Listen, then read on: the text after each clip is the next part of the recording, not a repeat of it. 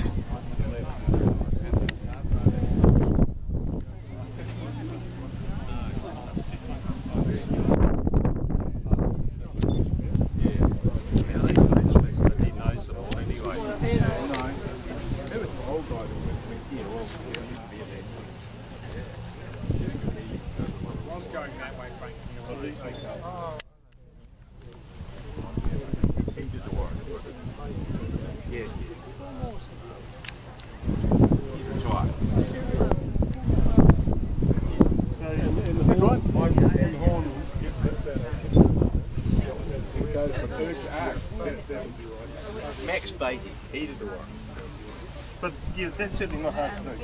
Just moving it over. It's just changing that. Because I've got a generator out there. I thought, well, it'd be good to fit it.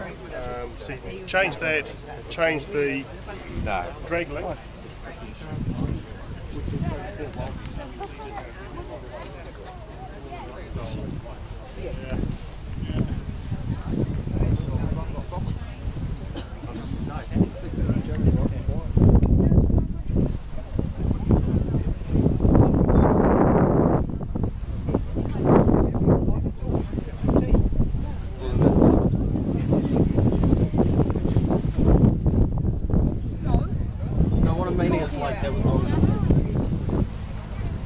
I have plans on it.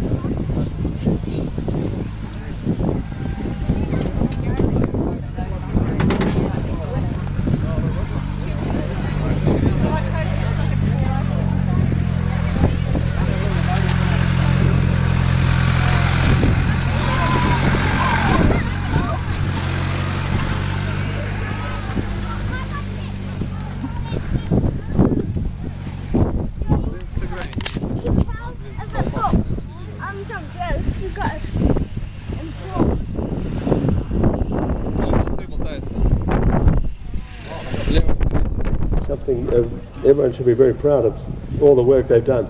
Looks like the doctor got 3 Crossley cars going down there, the standard Royal Flying Horse. Crossleys. The Crossleys. Oh, the Crossleys. Here they come. Yes.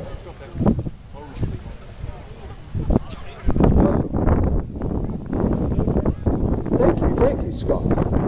Well, let's hope you've got the cars through. Let's hope we can get some more flying. Now, at the start of the war on the Western Front, there was a feeling among some of the Army generals that the planes might be good sport. At the start of 1914, planes were light and slow and fragile and hard to arm. So they were used basically first up as reconnaissance aircraft along with the balloons. And pilots and observers on both sides would have to used to wave at each other as they flew over the trenches. Finally they decided that the best idea would be to try and put the opposition off and drop grappling hooks down on them or fire pistols or single shot rifles. But the change came, of course, when they could arm these planes and the machine gun came into force, and then war in the air became far more sinister.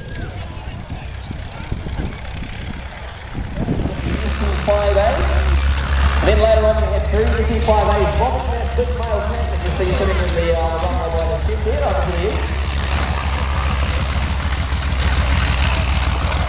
West, I think so.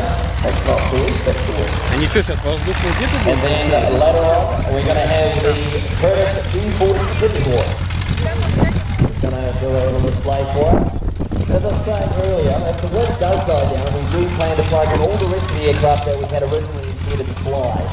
So we're just flying it by ear at this stage. But later on, if the wind does drop, we're going to get everything that we can flying. So stick around. You will see some airplanes fly, but right now we're going to have the Tiger Moth and the Stomp, which is going to open the show for us with the ribbon cut. What they're going to do is they're going to take off towards the west, which is the way the wind seems to be coming from at the moment. And as you see them coming back from the east, as soon as you hear the engine just cut a little bit, that's the moment to look for the ribbon. So you hear the engine powering away, and if you hear a slight change in its pitch, just cutting slightly, popping back on the throttle, that's when they're going to drop the toilet paper. Or ribbon, whatever you want to call it. Ribbon sounds better, doesn't it? The interesting thing about the Tiger Moth and the Stomp, they look the same, don't they? As we've said on many occasions at these shows here, the vintage aviator, they are very much a development. The Stomp is very much a development of the Tiger Moth. And the Stomp is a Belgian design. That's what happened with the Later on, if the wind does die down, we're going to have to get everything that we can fly. So stick around, there's going to be a show anyway. So here we go. First airplanes in the air this afternoon. Tiger Moth forward closely by the Stomp. Ladies and gentlemen, we're going to fly right west, swing around. When you hear the engine cut back a little bit, that's the time to look up at the sky and look for the ribbon. Or the toilet paper that's been dropped. And then the pilots are going to have to use all of their experience to slice and dice that ribbon as many times as they can. So keep an eye out for that ribbon. An ear and an eye. Keep an ear and an eye out.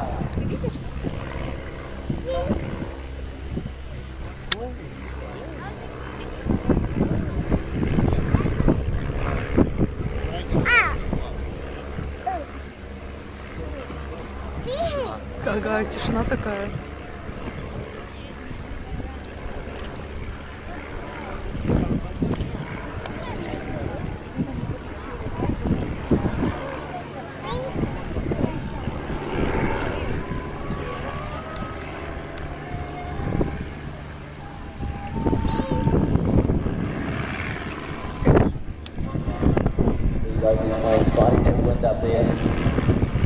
speed at that altitude is obviously a lot stronger than it is down here on the runway. На них можно петли крутить? Бочку делать? Stomp wheels up here. Что, пикирует? Tiger Moth carries on.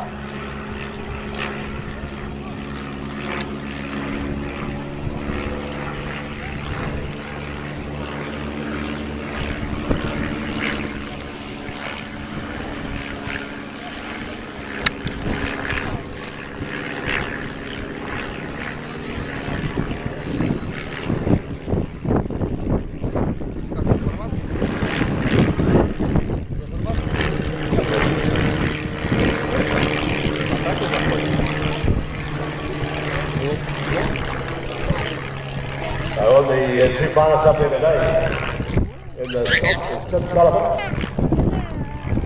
and Kerry Clark. Round of applause at the top of the river. That's a lot harder than it looks. Especially when they went up there. You can see that ribbon there Спирали снижается. screaming towards the ground. Oh, narrowness. I'm sure it's going to have another one. Mike, he's coming in. He's going to give it another go.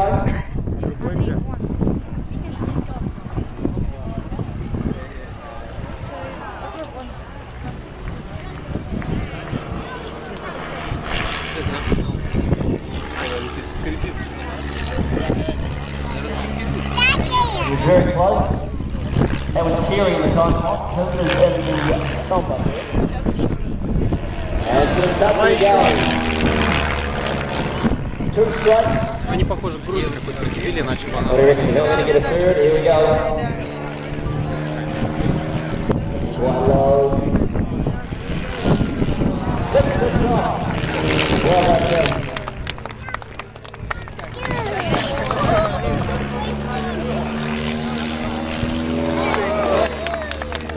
As you may be able to tell, the stomp seems to be a lot more manoeuvrable due to its form. On to another pass. Good. Straight to it. You understand you're really betting with some wind out there.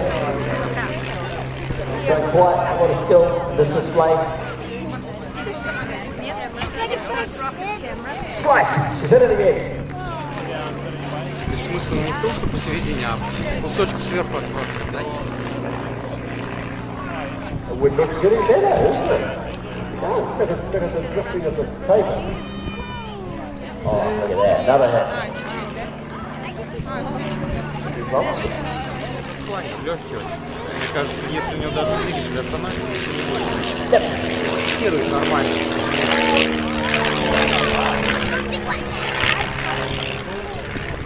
Там же что, наверное, одно дерево, да? Или металл тоже? Ключ к зажиганию. Просто даже если на это смотреть... Having a ball up there, they don't. They're flying well. Oh, he takes the ball out. Not much left in the paper. And the wind.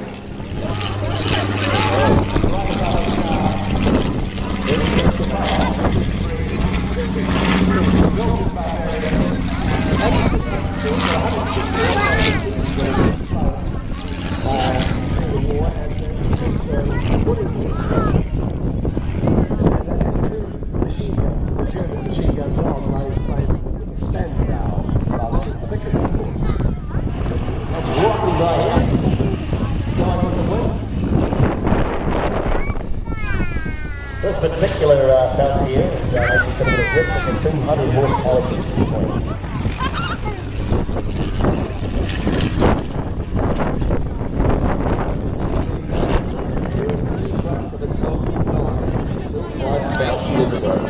As the company had previously completed Roland Design Finest under license. Used from late 1917, the type reached its peak in April 1918.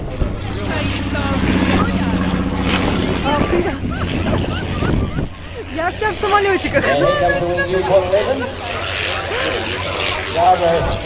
Report 11 has stopped the rotary engine. And the rotary engine is really quite amazing. The crankshaft is mounted to the airframe. They haven't done well since then, my word. So what we're going to see here with these X5, we're going to do a couple of passes up and down the fly line, and then we're going to see them having a go in this tank. He's taking his one in the middle of the field here, this male tank, and they're going to bite. So you had the plans, remember this is the look of the fly, and the PDA, still hit the cars. IRFM covering it. Ты его что спрашиваешь, он не Yes, такой самолет, такой inside it. Я думаю, что знаю по второму голову. Basically, here we go. It was like doing a Самолетов я много знаю, самолет второй я смотрели, собирал. They're shooting up. Снял такой был, там мотор. Basically, the only thing we don't do is grow the trees. The trees grow in Northern America. So we do everything else.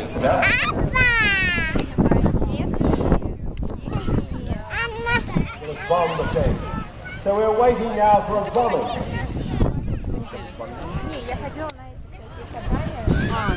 Bombing run.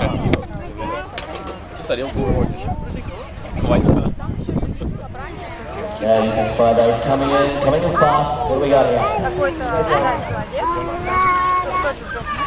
So we're doing another wee scouting around here. Enough World War I, we think. Was there any bombing in World War I? London or places like that? Well, in fact,